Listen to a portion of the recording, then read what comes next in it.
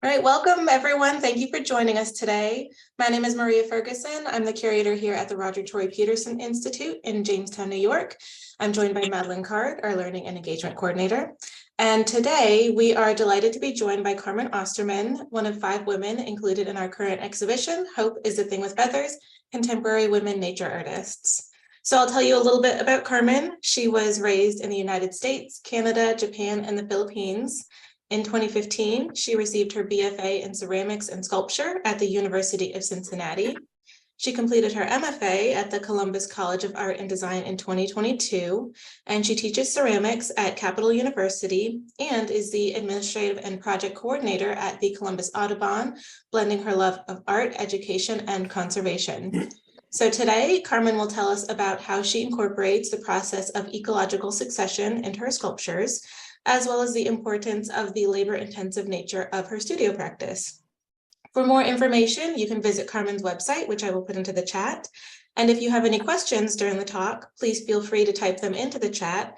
At the end of the talk, Madeline will read your questions to Carmen, and we are recording this talk. So if you would like to watch it again at a later date, you can head to our page on Vimeo, and I will also put that in the chat. So without any further ado, please welcome Carmen Osterman. Thanks so much. I really appreciate it. I'm going to share my screen and I will start the slideshow. Okay, let's see. Okay, to the beginning. Okay, can everyone see this full screen here? Yes. Awesome. Okay, great. Okay, well, I will just dive right into it. So my name is Carmen Osterman, and this is one of the pieces I have at the exhibition, and I'll be chatting about my practice and about the show and everything. So I'll just get right into it. As Maria brought up, I grew up kind of globally, and something that I mentioned at the beginning of my talk is that definitely impacted my practice now. And I think the biggest way it impacted it was the way that we interact with landscape. When I first started making artwork and being really driven to make artwork about the environment and climate, I was thinking a lot about landscape and nature, and then landscape that has human impact on it. So thinking about how humans impact the surface and of the earth, essentially. So I'm going to show you a few images of early work just to give you some context. When I started making sculptures, one of the things I was doing was I was taking natural materials and man-made materials and seeing how I could blend the two. So in this image, this is a cross-section of a tree trunk. And what I did was I actually poured liquid aluminum onto it in a foundry. And through doing that, it seeped into all of the cracks and surfaces. And it really showed, and also in that process, it catches on fire. So it's this like very intense process. And for me is very symbolic towards our relationship with landscape and with the earth. And I was really able to think about those two connections with the human made and the natural. And I also made all these kind of little architectural buildings to like set on there and thinking about architecture and surface. So already kind of that environmental idea in my mind. Here's an example of the same process, just this is a floorboard on the left. It's a wooden floorboard from an old barn, and I poured the aluminum on it. And then on the right is the actual piece of aluminum.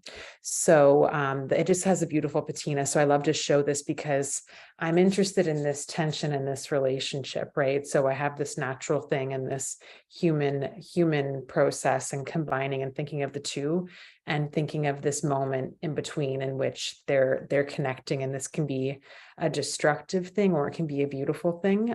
Sometimes it's both, right? Lots of things happen simultaneously. So, and at this earlier stage of my practice as well, while thinking about the man-made and the natural, I was also super drawn to the scientific. So I'm really interested in how humans try to understand the natural world. And this is an example of one of those projects where I actually was just in an antique shop around the corner from where I live, and I found all these empty boxes there, and they had this beautiful script on them in Latin, and I was like, "What on earth is this?" So I brought them home, and they were all empty when I found them. And I went to the library actually, and somebody helped me look through and figure out, and we realized that they were all different mollusks. So they were all different and from all over from the United States. Somebody had written down their locations and whatnot. So I was able to do research and refine and locate and find imagery of what each mollusk was, and I remade them in ceramic. And just really thinking about how somebody took the time to collect these things and categorize them and try to understand them and took them out of their natural environment. And then, so I'm rethinking that through my making process. And of course, eventually birds. So this is the first bird that I actually ever made out of clay. And I, like so many people, I'm just drawn to birds. I love that they reside in the sky, a space that like represents freedom and is more difficult for us to access, which is huge for me. There's something very precious and beautiful about that unattainability. And I was just starting to think about birds and ornithology, and some influences I was having at the time, which I think is just so essential to artists. We are so impacted by what we're seeing every day and how we're interpreting the world. Was learning about Roxy Laybourne, who's here on the left, and about things like the ornithology collections at different institutions. This is at the Smithsonian. And thinking about, once again, collection, being so blown away by like how we try to collect and understand things. But sometimes when we collect things, like in this example, it can be really dark, right? So I was just really thinking about this relationship with nature. And if you haven't read yet, I highly recommend the author Robin Wall Kimmerer. She discusses this relationship with nature through science really well. And what's so unique about her is that she also discusses her relationship to the natural world as an Indigenous person and of the Potawatomi Nation, and just how these two things, they can be like together, but there's a lot of tension between the two. And I think that that's something that we all experience with like how that we have maybe a spiritual or a more intimate relationship with nature, but then we also want to understand it scientifically, and how do we navigate that?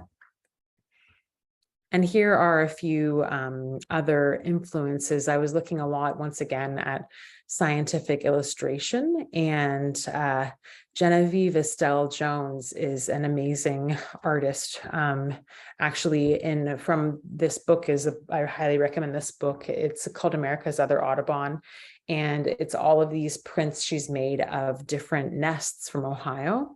And it's just like incredible, the time and the detail being spent to record this. And it's actually from the 1800s. So just getting really impacted by that. And then people like Maria Marion, who's a scientific illustrator, but she didn't just depict, beautiful botanicals, which was very popular at the time.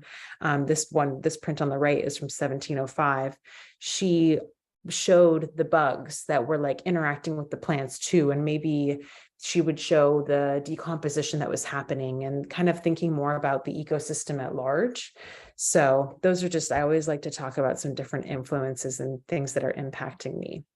So moving from that like older work to more of the present, more recent work. These are some images from my studio.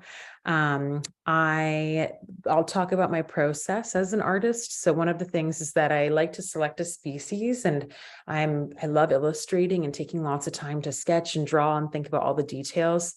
Similar to my ceramic work, I love making like really lots of like line and detail oriented ink drawings. And then after I make a series of drawings looking at the bird, I like to make it in clay. And in the beginning, as you can see here, I was making them in in taxidermy positions, so they're deceased. And I'll dive more into like the clay process here in a bit. But here's an image of the series of the taxidermied birds. And I was just really grappling with all these influences and thinking about our relationship with the environment and trying to understand that. And I enjoyed this work, but it felt very static to me. And I was trying to push and figure out how can I grow from just this taxidermied form.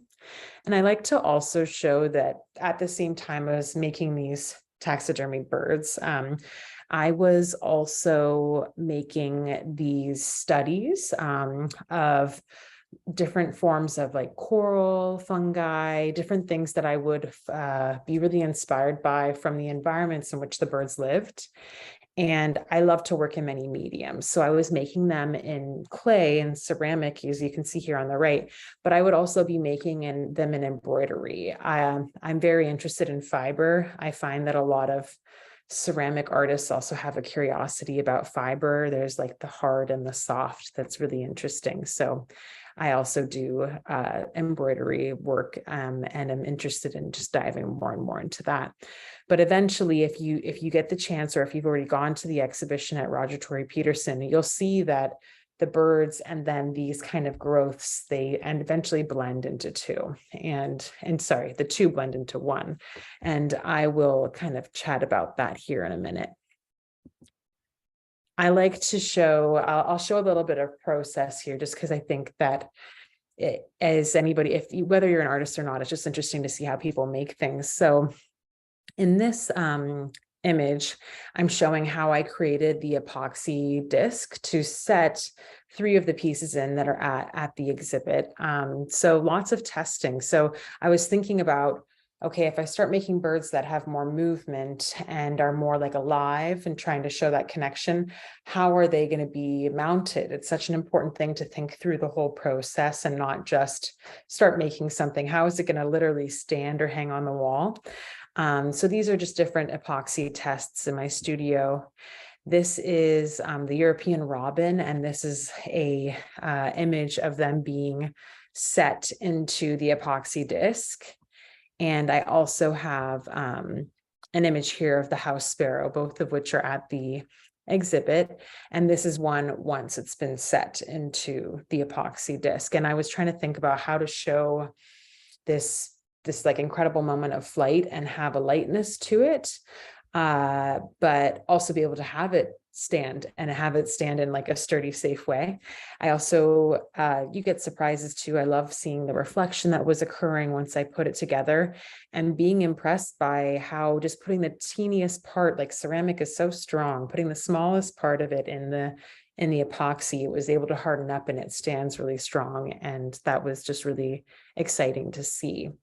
So something else that I'll bring up here is that on the house sparrow, you'll start seeing these little nodes throughout. And those nodes are inspired by what I describe as ecological succession. And that I think of as the change in environments over time.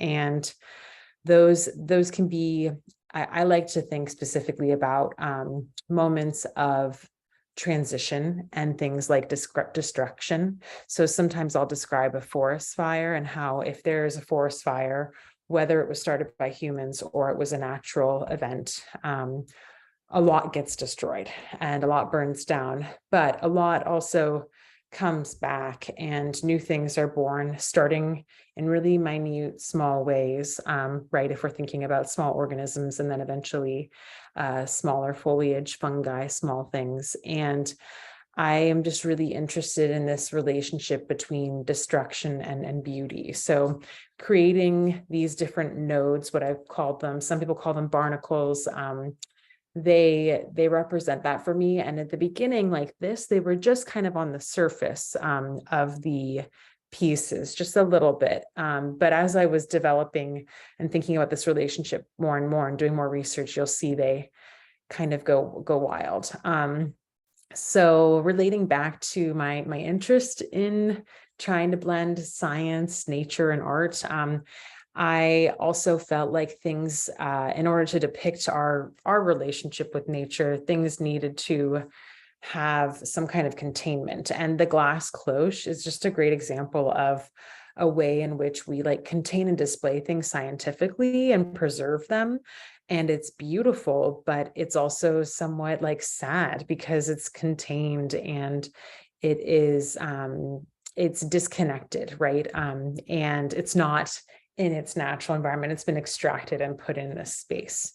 So I was playing with that, and here's an image of that first series, which is displayed in the museum, of different species and different forms of display, whether it's in the epoxy or in the glass, on wood, and it's the different species. And some of them you can see have just a little of that ecological succession, but then eventually, like the one in the middle, it gets more and more consuming. And it's a bit concerning. I think some people describe it to me as like they get drawn in, but then it's a bit unsettling. And I think that that's something that we are experiencing through how we're treating and working with the environment and trying to figure out our relationship with it. So, I also have here an image from the same series still, the blue throat. And this is once it's like completely taken off. And I just wanted to show that where all of a sudden you're seeing maybe the tip of a wing or the head of a bird, but it's just really completely consumed and it's becoming this other new thing. And it's beautiful, but it's like unsettling. So yeah, kind of trying to push that a lot. Here's an image of a number of those pieces installed at a recent solo exhibition I was in. And of course, they're in the beautiful room with the fireplace at Roger Tory Peterson, and they look great there. I'm so excited about that. Thinking a little bit about other influences. Of course, as an artist, I'm looking at contemporary artwork all the time. If you're interested in the environment and art, I highly recommend looking up these two people. So I was thinking, how as an artist can I take my making, but make meaning of it and create a message and hopefully, direct things towards positive change. So Courtney Mattinson on the left is an amazing ceramic artist who makes these stunning, beautiful ceramic wall pieces of coral reefs. And as you can see, she depicts the color and things like that, but she'll also depict the whiteness, and she'll take data from the field. She does field work as well. And she will show that coral bleaching, which is occurring because of rising sea temperatures, So I just really love this correlation too, where it's showing some kind of relationship narrative, things that are happening today. And Alexis Rockman on the right does that too, making these very amazing large scale paintings. This one's depicting the Great Lakes and showing kind of the history of a lot of what happened there throughout time. And what's amazing about this work is that if you see it in person or on the website, there are basically like icons that show you what's what and what it's correlated to and have that kind of data. So I'm interested in also kind of depicting things that are occurring and helping us think about our relationship and what's happening today and how we can move forward in the future. This is just something I've written, and I feel like it's a really great depiction of the work that is currently at the Roger Tory Peterson Institute. So I'll just read off some of this, but something that I've been thinking about is that we are currently experiencing the Anthropocene extinction, which is the ongoing 6th great mass extinction in which a large number of living species are threatened or eliminated entirely due to environmentally destructive human activities. So considering that this is the first biotic crisis caused by an animal and not by a natural event, and that I am one of those animals, has strongly steered me towards my current practice. So birds in particular have been hit hard as their population has lowered by 3 billion since the 1970s. That is approximately 1/3 of all birds, and they simply cannot survive the swift alterations humans are inflicting in their environments. So since the 1500s, humans have entirely eliminated more than 150 bird species. No other class of vertebrates has suffered more extinctions, which is just staggering and really overwhelming to think about, but it feels important, and it's happening quickly. So I want to be acknowledging that, and the fact that I'm human is really influential to me. So I'm also going to show you my materials and kind of process. So the beginning work that I was showing you was made of stoneware, which is a clay that if you're a beginning ceramic artist, you'll use stoneware. It has more grog, which is like a sand in it, and it's more sturdy, and it's great to work with sculpturally. But I was thinking a lot about how my work is white. I have to paint the stoneware white, but how could I just have white clay and not cover it up with paint and lose a surface? And the answer to that is porcelain. Porcelain is just this incredible, beautiful clay material, and it is very precious and has this fragility to it that I think really depicts the fragility of our relationship with the environment well.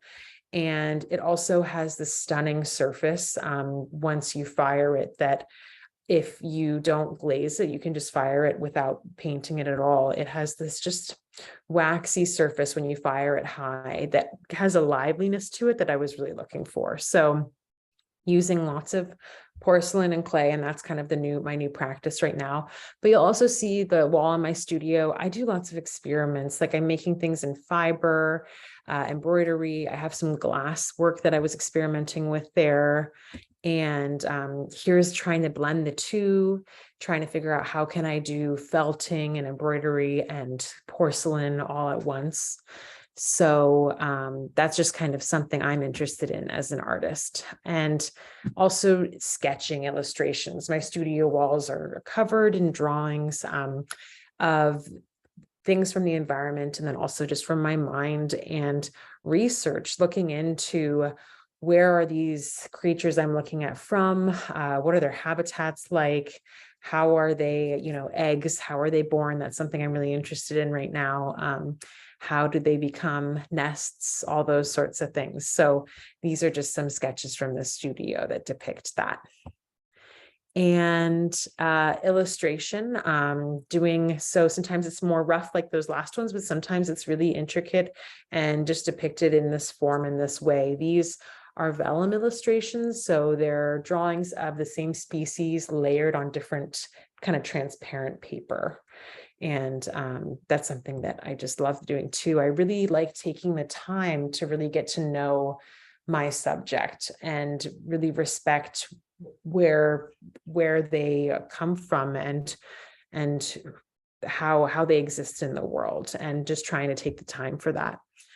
So process. So I'll kind of talk about my porcelain work here. This piece is the whooping crane that is actually being displayed right now at the museum.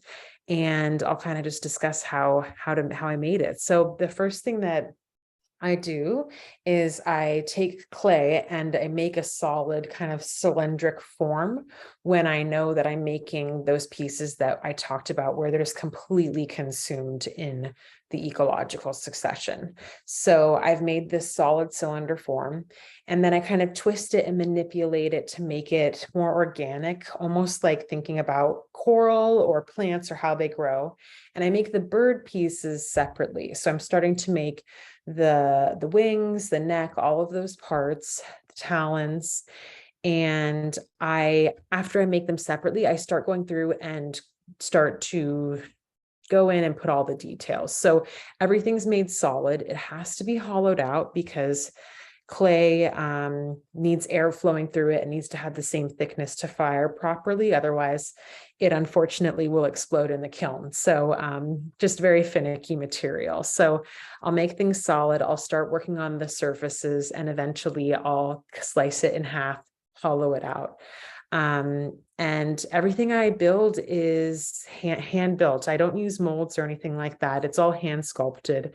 I've played with making molds and things before, but there's something about this taking the time to carve out something solid that I just love with the process, and love how each one's individual and a representation of this beautiful, beautiful being that I'm thinking of. And then afterwards, I will slip and score and attach the different parts of the bird onto the cylindric form. So I'm wrapping around the wings and I'm attaching the neck. And I'm trying to think about how these are all going to exist on this form. And meanwhile, you'll notice here, there's like always plastic on the bottom. There's, I put paper towel around the beak to make sure it's not drying out. And it's a drying game. I'll have to just keep putting moisture on things, spraying it constantly, because that's one of the trickiest thing about ceramics is that it needs to dry evenly. So it's like a time game too.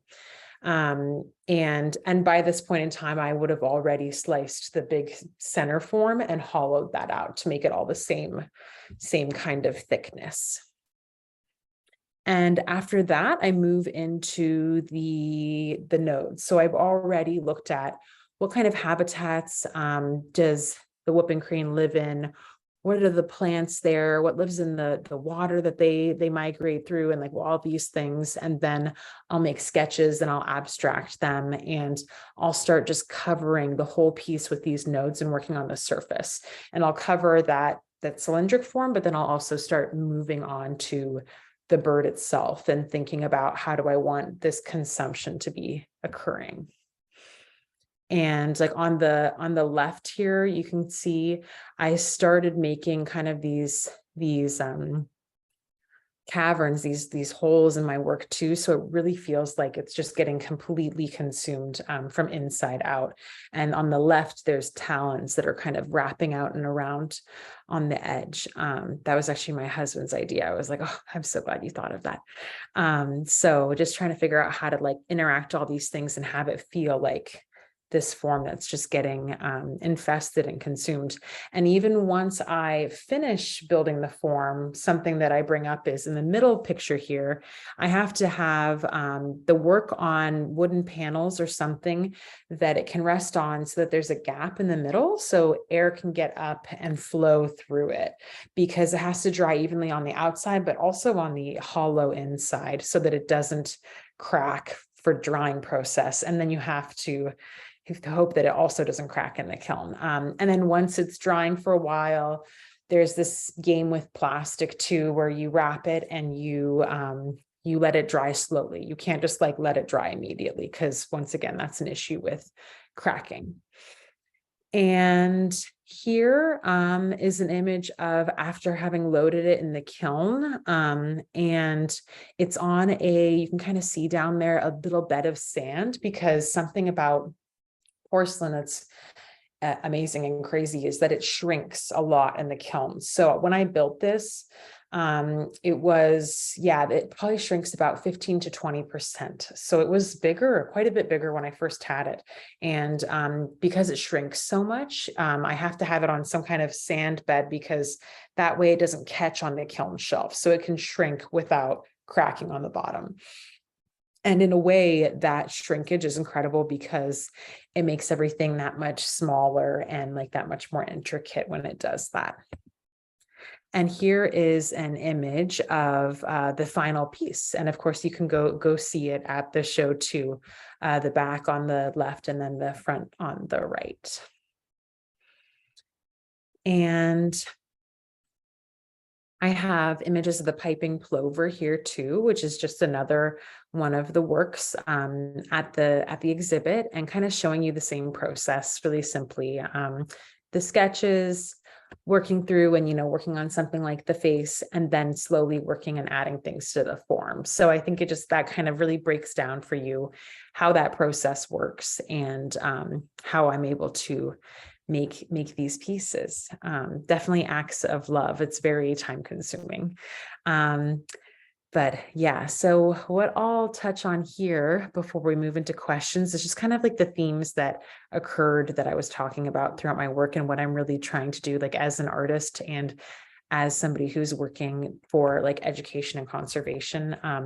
But what's really inspired me, obviously, the first thing is destruction, right? So I'm experiencing and seeing destruction in the world that we are inflicting on the environment, and that's impacting me as an artist and igniting me. But then there's this tension when there is destruction and natural destruction sometimes, like I discussed with the forest fire. There's this ecological succession where there has to be change. Everything's not going to stay constant. So how can we take that change and make it into positive change? And also thinking about how sometimes there is beauty to destruction, which is this strange in-between space, and something that I really want to depict with my sculptures. So thinking about the growths and the ecological succession. And blending art, science, and conservation, all these things is really important to me. So that kind of gets into the collection and containment. One of those forms of how we understand the world is by collecting and containing it, but I just don't know. I'm trying to grapple with like how we can do that and what that means for the environment and other ways to exist and learn and understand about the environment besides collection and containment. And that leads into scientific and traditional knowledge. So once again, thinking about that relationship and whether we're understanding something through studying it and like standing above it and separating ourselves from it, or if we can use something more like whether it's a spiritual relationship or traditional or indigenous knowledge, and really try to understand the world in more of a being integrated and really being in it and building a relationship with it. I talk a lot about connectivity in my work. I find that we all know that's just through ecology, everything is connected. And it's actually the same with my porcelain sculptural work. Like in order for all of this to exist and be a successful art piece, all of the nodes are supporting each other. And all of these pieces, without them being strongly attached and having this connection, they will not stand, right? So we are so connected to the environment. How can we tune into that and into our connections with each other? Habitat is something that's immense in my practice with birds specifically. Habitat destruction's basically like one of the #1 issues for them. And I have work I've made about that and about habitat destruction. And that's something just I could absolutely dive into, but something else that I think about in our homes and how we can think of the preciousness of those things. This piece in particular is there's a series of porcelain nests on the wall, like hummingbird-sized nests, and then there's the hummingbird itself. Here's the hummingbird. So thinking about like that nest and habitat and home and that preciousness and everything. So and with that, something I love about the environment is thinking about attention. So by making this piece, which is like literally this big, just a few inches by a few inches, it's the glow-throated hummingbird. Thinking about what we pay attention to, I think is really essential as an artist. So what are we taking time to pay attention to? I love paying attention to this, and I hope as an artist that I can call people to bring attention to it as well. And that sometimes just because something's really small doesn't mean it doesn't need attention. And actually, in fact, the smallest things are what make us able to exist and thrive in the world. So being appreciative of that. And then the last theme I have here is just reciprocity. So it's thinking about this journey of how can we have a relationship with nature and try to understand it and respect it, but also give back and have it be this like symbiotic, like beautiful thing. And I'm just really interested in moving towards that as an artist, as a human. So here, of course, is the exhibition that's currently up, and I'm so grateful to have had the opportunity to discuss my work. So thank you so much. And if you're interested in learning or seeing more, my website is carmenosterman.com. And then I'm also on Instagram at Carmen Maker Studio. So that's about half an hour. So I'll jump out of here. and we can go from there. Thank you so much, Carmen. That was absolutely amazing. It's so wonderful to learn about your work and your process and what influences you in your work. So for anyone who has questions, feel free to type them in now. And Madeline will keep track of the questions and will ask Carmen for us. But in the meantime, while you type your questions in, I'll just remind you that Hope is a Thing with Feathers, as well as the exhibition Alex Warnick, The Art of Observation, are on view until June 11th here at the Roger Tory Peterson Institute. And also go to our website, rtpi.org, to see what else we have coming up, including the Banff Center Mountain Film Festival, April 21st and 22nd here in Jamestown at the Reg Lene Center for the Arts. So that's rtpi.org, and I will pass it over to Madeline for questions. Hi there, everyone. I just wanted to say I was so excited to jump on this Zoom this afternoon. I really am a big fan of your work, and it's absolutely phenomenal and beautiful. And if you guys have not had a chance to come and see it, please do, because it is mind-boggling in person. We do not have too many questions in the chat as of right now, but mostly it's about your future as an artist and what gives you hope as you think about these subject matters and themes in your art for the future. Absolutely. Okay, let's see. Okay, I'm not on mute. Yes, so yeah, I think that that's like a great broad question and big too. So as an artist right now, I'm kind of trying to blend all of these fields and see how I can do that. And the way that I'm practicing that is I have my making practice where I'm trying to make this visual art that I'm really passionate about and share, especially in spaces like the Roger Tory Peterson Institute, where there's this interest in not just art, but also science and conservation. And with that as well, I love teaching. I'm an educator. I taught K through 12 for 5 years, and now I'm teaching university ceramics at Capital University here in Columbus.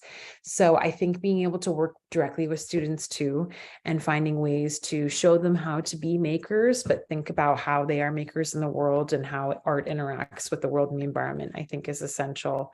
And then the last thing that I'm juggling is that I'm also the administrative coordinator for conservation at the Columbus Audubon. So we are working on projects, conservation projects, and we are working on bringing things to the public about conservation and birds specifically. So it's been such a blessing to be able to work in all of these fields and try to blend them. And it's been also seeking balance. So I feel like I'm just trying to figure out how to navigate all these spaces and create this message and meaning that people can interact with, and hopefully it can create, it can impact them and help them think about how they're living their lives and what their relationship is with nature. So that's kind of where I'm at right now and how I'm thinking for moving forward.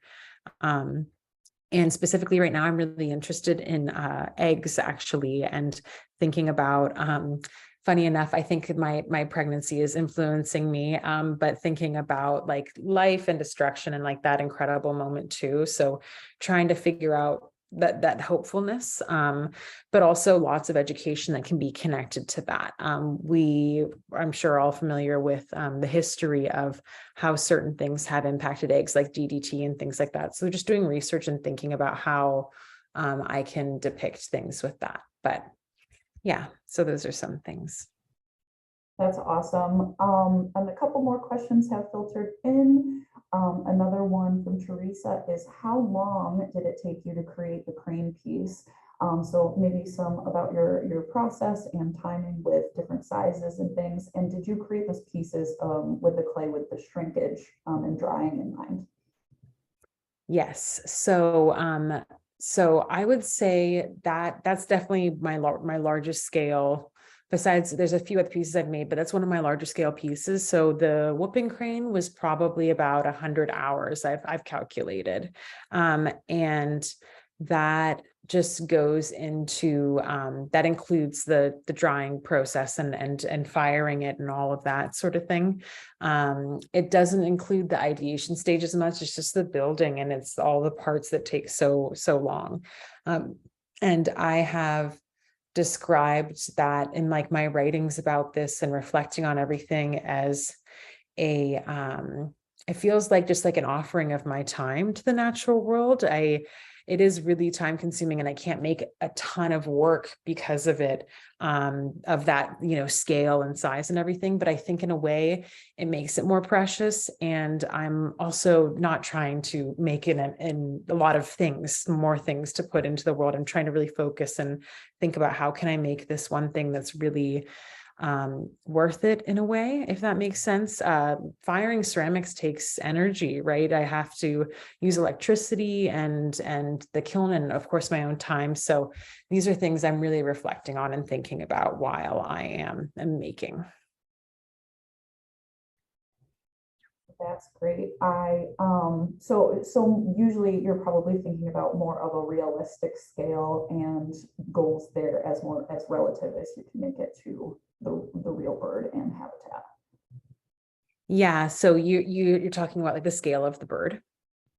Yeah. So when I make the works, I try to keep them to life scale. I believe that the works that are in the exhibit at Roger Tory Peterson, those ones are all pretty accurate and close. And then there's taking the shrinkage into account too when I'm firing them and everything. But I have made a few pieces kind of more like maquette that are smaller in scale that you might see on my website and things that are depicting birds that are really small, even though they're larger scale birds. For example, I have a piece with 2 red crown cranes that are in their like mating dancing position that they do. And that's just a small scale version. Those birds are actually 4 to 5 feet tall. They're huge birds. And I would love to make that piece someday and have this like massive, incredible piece. I think that would be very impactful too. But the other issue with it is that once you get bigger and bigger with porcelain, you're just increasing your chances of having issues with the cracking and all of that sort of stuff when you're firing. And of course, I don't have a kiln that's like 5 feet by 5 feet, right? So but I try to, with the work that I'm making right now, is make it to scale and really respect, like you're talking about, making it realistic in a way and looking and taking the time to depict this incredible being as it is. That's awesome. We have a few more questions from Jen. One being, how have you encountered and dealt with possible negativity with these topic points from people possibly resisting kind of this growth and ideas surrounding the environmental destruction and kind of our source of that? Absolutely.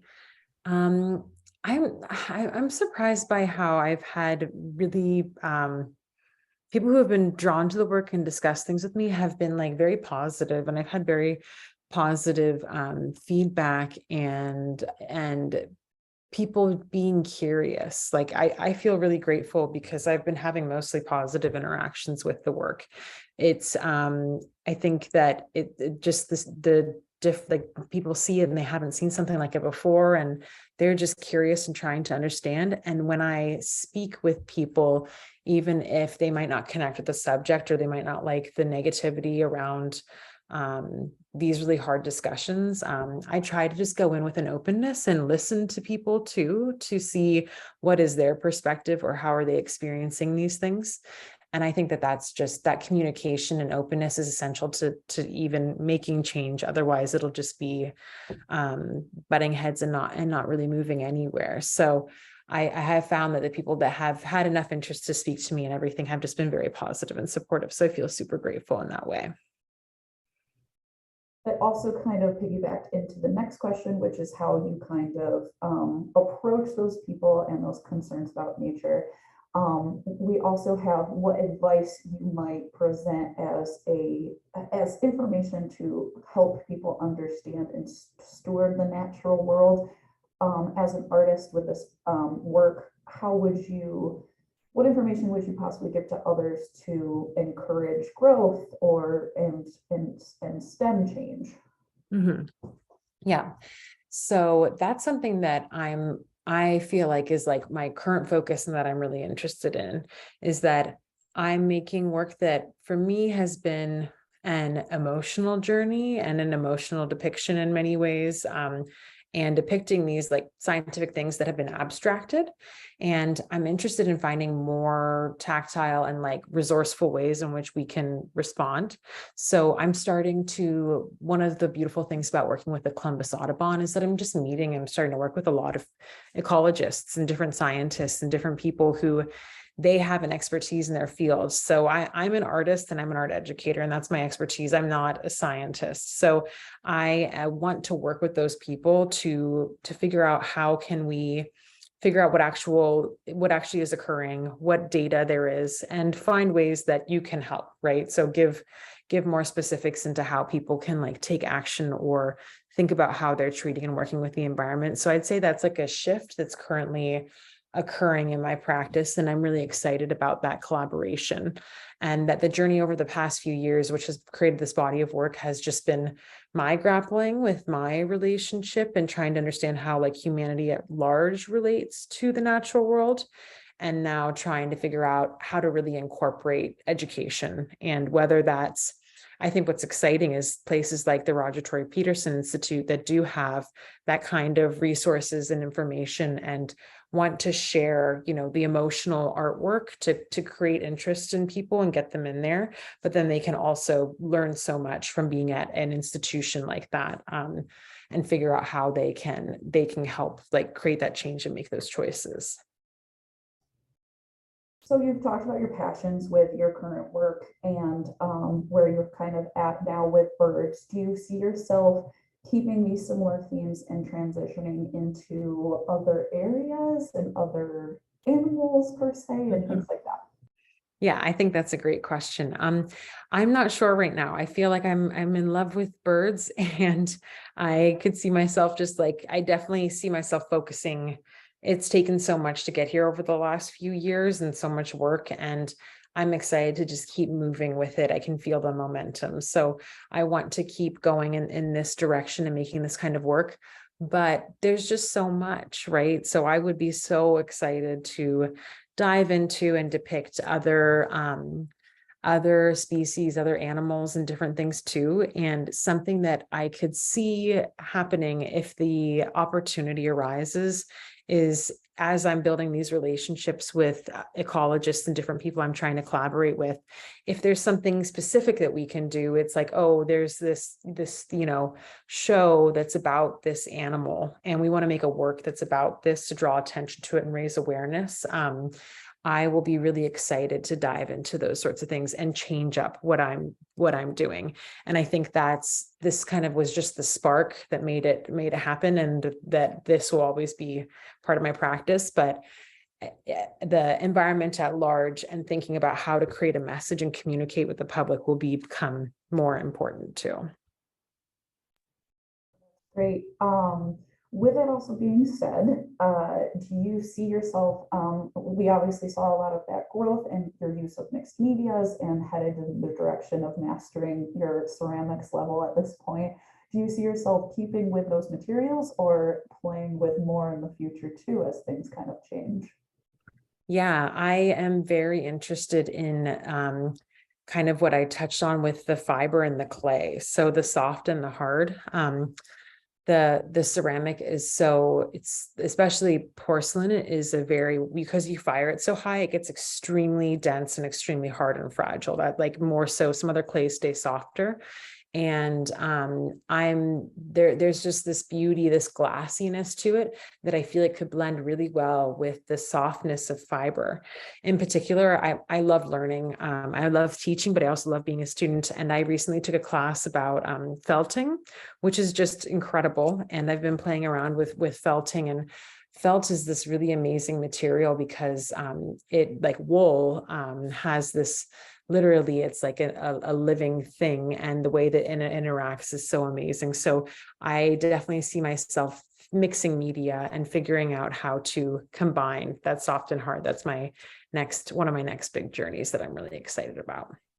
This also slightly piggybacks off the previous question, which is, would you find yourself even sourcing natural material in your artwork and somehow preserving that?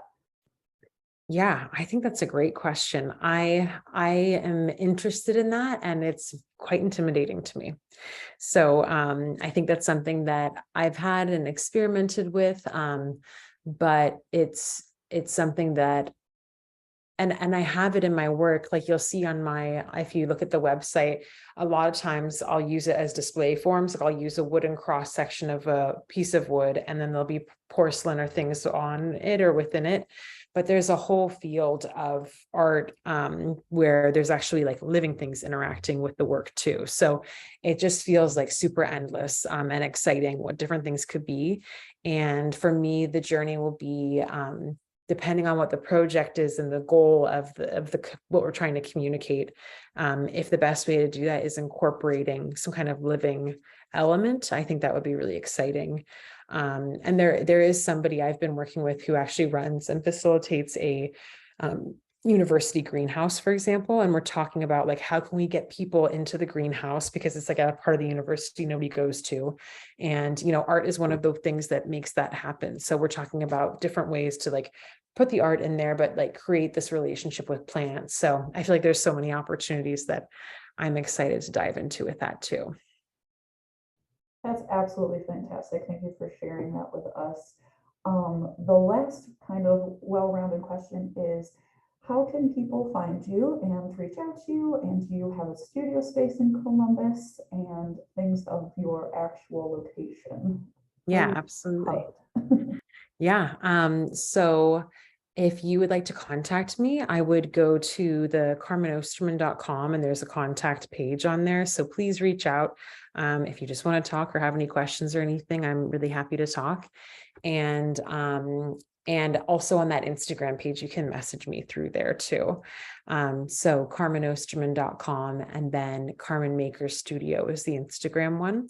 And I am currently living in Columbus, Ohio, and I recently transitioned from a studio from my residency at the Audubon here to actually like a room in my home. So I'm kind of in this middle space right now where I'm using my home as a base, and we'll see about working towards hopefully getting like a kiln in the home eventually and all those sorts of things. I really love pushing the fragility of my work, and I want to push that even more.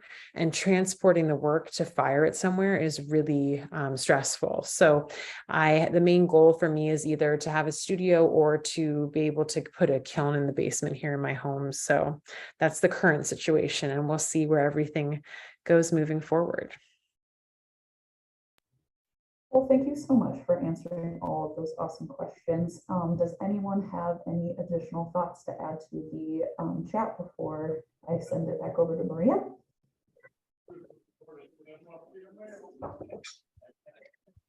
All right, well, thank you so much, Carmen. Thank you everyone for joining us. And I would just also like to remind everyone that her work is absolutely gorgeous, and you must see it in person to really experience the form and the scale and the texture and all the details.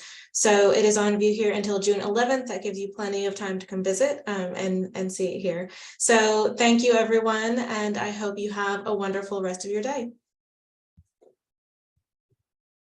Thank you so much. Appreciate it.